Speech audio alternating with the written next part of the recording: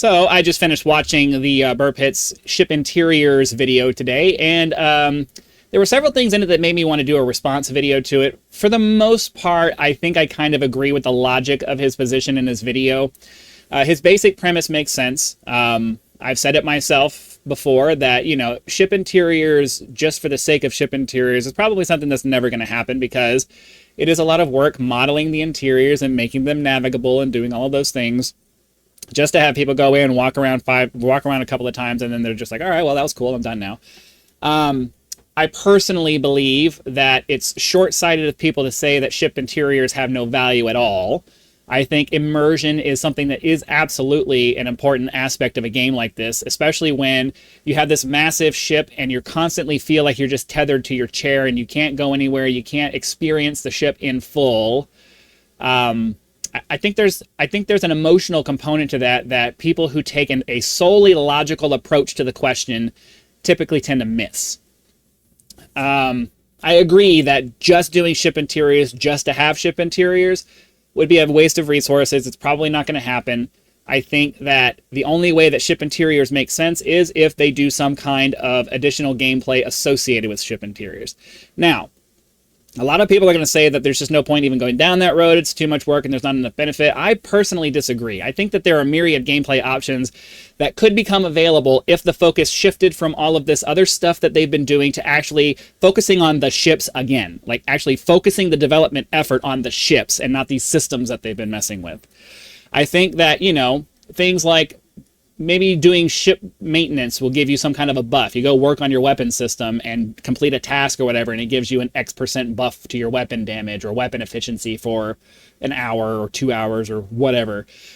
Stuff like that would make ship interiors absolutely worth your time. It would encourage you to actually go walk regularly through your ship to go take care of regular maintenance tasks so that you can continue enjoying the visual of your ship, and there's a reason to go do it that is tangible to the operation of your ship. If I'm getting a weapon damage buff by going down and spending a minute working on a weapon system, you know, going through a task or whatever, and then I go back up to the cockpit and now I'm doing 10% more damage or something, you know, people are going to do that. They're going to go through and do the loop to get the buff. I think it needs to be something where it's not. The concern I have is that there tends to be a punitive thing. Anytime you get something cool, there has to be something negative that comes along with it. I really don't like that mentality when it comes to video games. The developer seems to have that as part of their makeup, so I don't know, but it would be really cool, you know, if I expend the time to go down to my weapons compartment or whatever and do some maintenance down there and, you know, rewire things and clean things up and make sure that it's all nice and shiny and brand new and everything. You get, you know, a 10% bonus or whatever. I'm just throwing out a number, but you know what I mean. You know, boarding actions for piracy and things like that. You go and you get into a ship combat with somebody, you disable their engines and make it where they can't move anymore for, you know, however much period of time. They have to stop flying to go down to the engine room to go try to fix it while you're flying up to them, docking with their ship, and then, you know, boarding and trying to get to them. So now, you know, they're having to go fight people. It would encourage people to play as a, you know, if they really want to do this teamwork stuff, I think it would really encourage people to play more as a team, or at the very least, you know, being able to hire a defense crew to be on your ship so that, you know, your crew is fending off the attacker while you're trying to get your engines set back up online and then run back up to the cockpit, and or then you run and go try to, you know, fight them off and kill them and get their ship off of yours, and you run away and all that. Like, there's a whole bunch of different things that could happen as a result of ship interiors being developed. The problem is that they would have to develop the ship interiors first and then implement this other stuff later. And that's where the wall actually is for that. I think that there are so many different cool things that could be implemented with ship interiors, but it would have to start with ship interiors first. They'd have to start developing ship interiors for the ships, and then add gameplay elements later as they go, and that's where we run into the problem. Now, my personal opinion on one of the things that they said during the video was the focus on Vanguard and all of these things. I mean, I look at the last year and a half of updates that have come into the game. You look at, you know, the colonization and the Power Play 2.0 and, you know, this Vanguard things that's coming up. And it's like they're really trying to push hard for this whole teamwork thing that they're trying to go. And I understand, you know, it's a massively multiplayer online game, but I don't know. I've always been of the understanding that the vast majority of people who play MMO games are playing by themselves. I mean, I know the word multiplayer is in the title, but realistically, most people are logging on, doing whatever tasks they want to get done for the time that they're going to be playing, and then they log off. And I don't think most people are actually doing any kind of real teamwork stuff. There's a lot of them out there. I'm not saying they don't exist. I'm just saying that I think the average player of somebody who's playing something like Elite Dangerous, I mean, there's a reason why solo mode exists in the game, and it's because there were enough people who play by themselves and didn't want to have to deal with the open world experience that the developers felt pressured to make a solo mode. Right? And for myself, you know, I've been playing MMO games since EVE Online came out.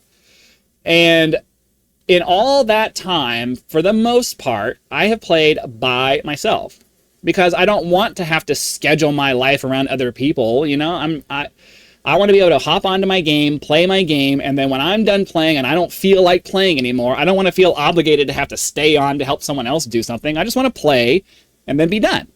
And I think most people just want to play and then be done.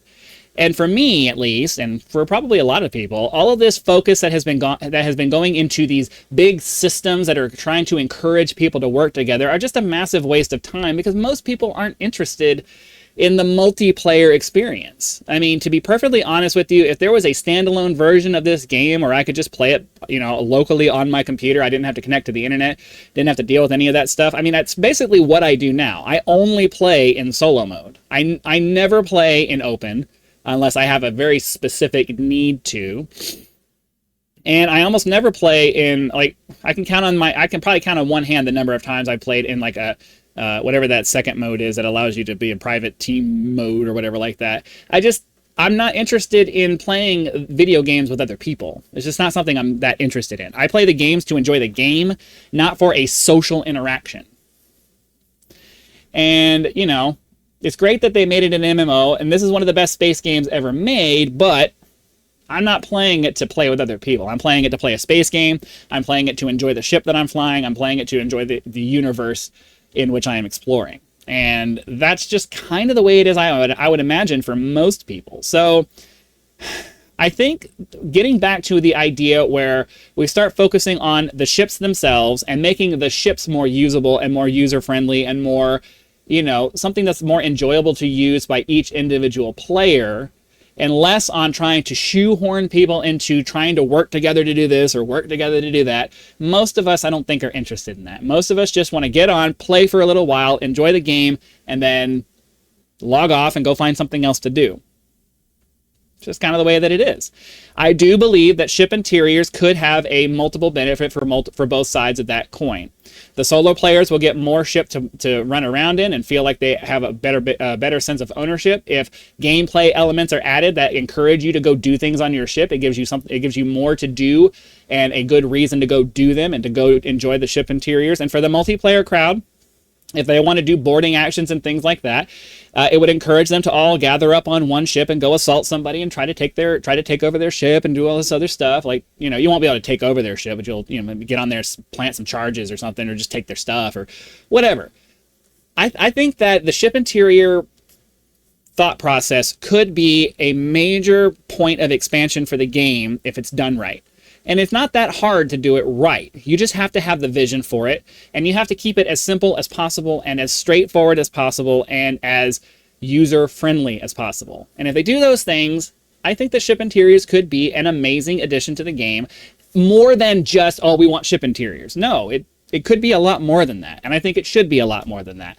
I think it would make a new renaissance for the game if they shifted focus away from these systems that they're trying to do and just try to create a good space flight game. A good spaceship game. Focus on the spaceships, focus on the good things about the spaceships and what the spaceships can do. We don't care about these systems. I don't care about colonization. I don't really care about teams. I don't care about any of that stuff. I want to fly a spaceship, and I want to have the coolest spaceship possible, and I want to be able to do as much with that spaceship as I can in the universe that I'm in. That's what I want. I think that's what most people want. So that's what I have to say about all of that. Hopefully all of that made sense. Be sure to click that like button, subscribe to help us reach our first 10,000 subscribers. Join as a member for early access to videos, among other perks, or you can just leave YouTube's version of a tip with the thanks button. I also have PayPal and Patreon links for those of you who prefer to go that route. So again, thanks for watching. Be sure to come back for the next video, and I'll see you then.